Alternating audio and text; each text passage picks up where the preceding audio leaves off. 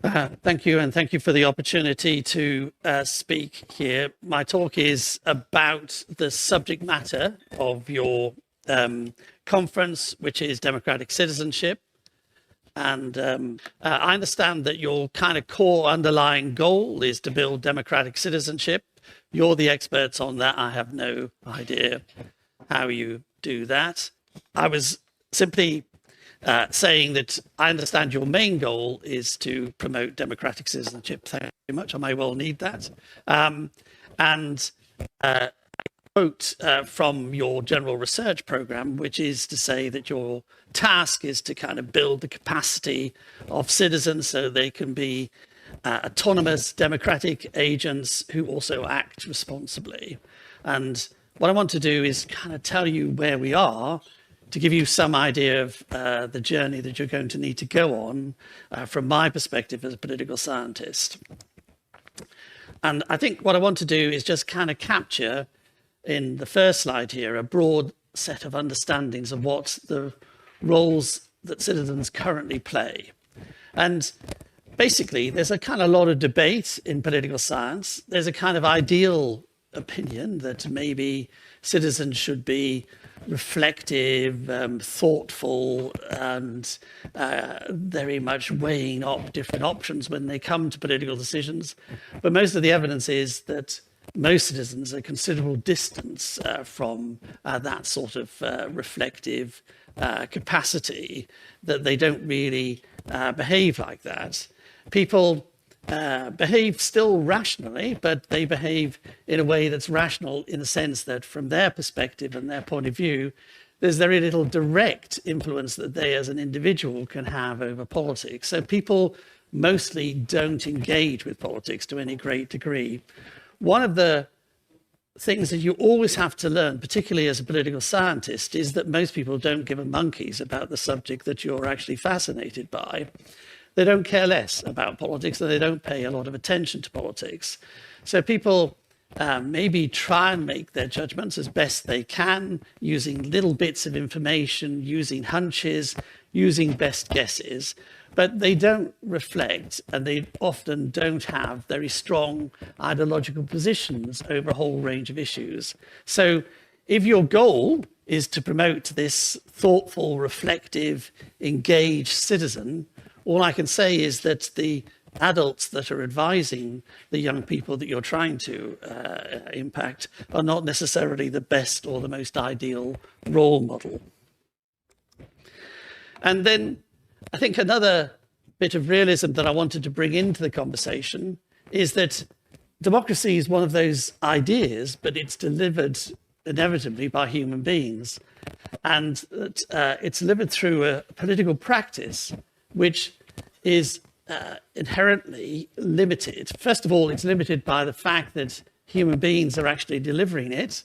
Many of the elected leaders that deliver our politics have many of the characteristic human flaws, which is they are naturally prone to be economical with the truth. A more rude word would be liars.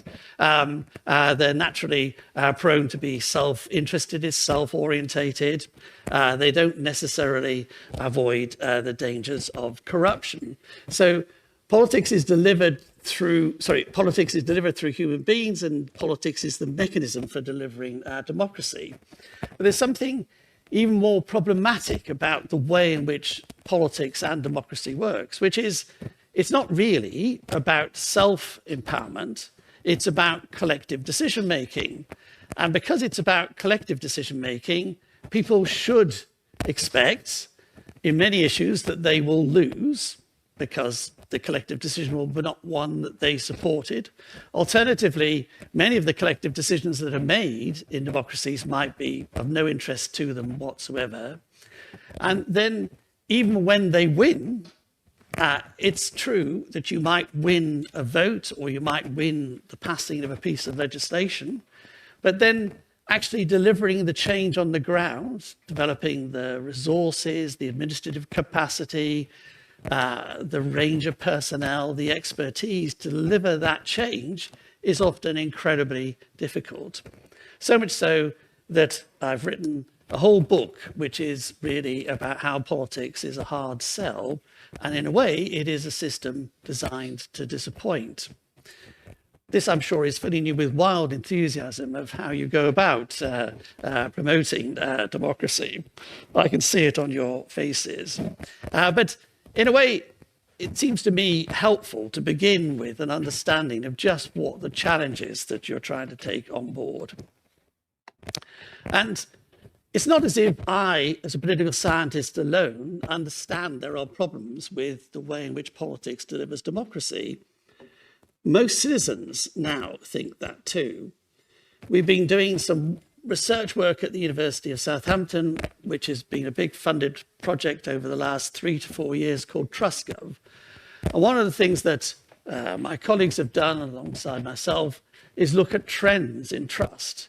And the table you can see up there shows very clearly that there are, across the whole range of democracies, a very clear decline in trust in political institutions, not necessarily in all governmental or state institutions, but in political institutions, whether that be parliament or it's in elected politicians themselves, you can see a clear decline. So it's not just me saying that there's a problem with politics, many citizens say that too. And they also see that that is connected to who gains and who loses in politics. So this chart is about the trends in trust in politics according to income. And if you look at the green line, they're the people who have the highest income. They're the only people that have seen an increase in the levels of their trust. Those on lower and middle incomes have seen a decline in their trust. So that tells you that people aren't just making a wild assessment here about whether they trust politics or not. It's a reflection of their experiences. And that also, I think, is reflected in the sense of politics being biased. These are a set of, material that we've collected in our various comparative pieces of research, which look at whether people think that politics is biased in favor of rich people, whether it's biased in favor of the center or capital cities and against the periphery. These are quite extensive levels of perceived bias that people have in the way that the political system works and operates. And that these two clearly have a strong impact on levels of trust and drive populist attitudes and the willingness to vote for a populist party. So it's not just miserable political scientists that thinks that democratic politics is in trouble. Most citizens think the politics is in trouble. One final slide here, which is looking at a lack of interest in politics. So one positive you could have taken out of the idea that people are getting fed up with politics is that they would kind of become more willing to protest, more willing to make a fuss. But actually what this chart tells you, I think, is that what lack of interest does and lack of trust does is it actually encourages apathy. It encourages people to disengage from politics. So as people become more distrusting, so they become less interested in politics. So basically, the halfway point in this talk is to conclude that we're all dissatisfied Democrats now. And that, for me, is part of the framing challenge that you face for your research work. And I think this kind of broader sense of being dissatisfied is reflected in the rise of populism, which has been referred to already. I'm particularly fascinated by something which I call fatalism. And it's particularly, I think, predominant amongst young people when you ask them about whether climate change can be tackled or whether other significant issues can be tackled. There is really quite strong and growing evidence of a kind of policy fatalism. They just think that nothing can be done and that governments certainly can't make a difference. There's increased evidence of polarization in our societies with different groups holding very distinctive and quite negative views of others. And there's a whole range of interesting commitments to conspiracy theories. It's that last one I'll just briefly dwell on. There are many tests of conspiracy theories, you'll be glad to know. Many of them ask whether or not you kind of think President Obama was born in the United States or not. Apparently about 40% of Americans think he wasn't. But this is the general conspiracy test. I just put it up so you can work out whether you are a conspiracist yourself. Basically, there's standard questions that are used to judge whether or not people commit to a general conspiracy level of thinking. I think you'll see from the questions that they kind of match an understanding of what a conspiracy style of thinking would be. Sound reasonable to you?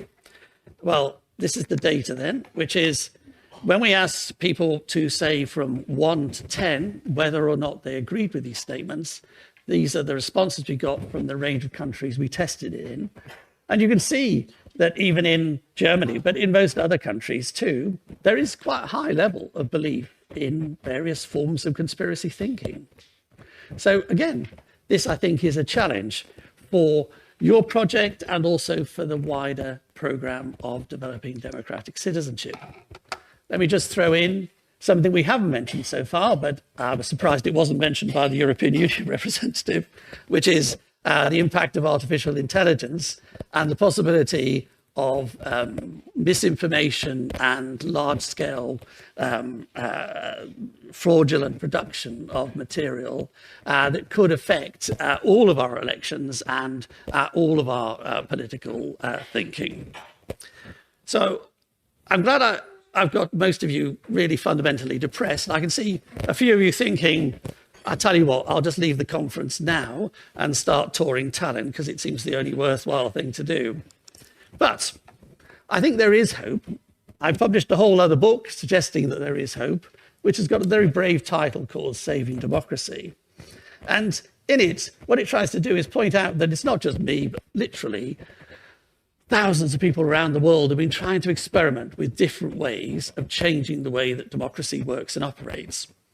And our core theme is that too often we focus on simply the inputs to democracy. So a lot of focus is on trying to find new ways of engaging people in making decisions, whether that's through citizens' assemblies or citizens' fora or various forms of referenda or various forms of public participation and engagement.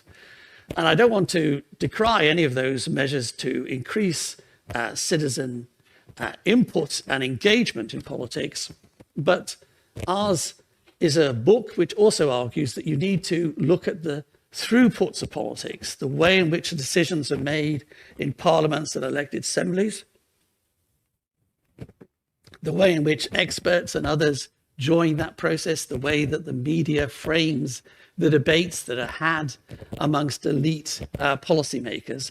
And unless we're prepared to also talk about changing those processes, I think we run the danger of frustrating citizens, which is even if we give them a greater voice, if we still have the same problematic processes being practiced in our elected assemblies amongst our political leaders, then that won't necessarily resolve a commitment to democracy. And then, of course, the final thing, and the way that a large number of people really judge politics and indeed democracies is their outcomes. Do they deliver a better lifestyle for people? Do they deliver fairness? Do they deliver equality?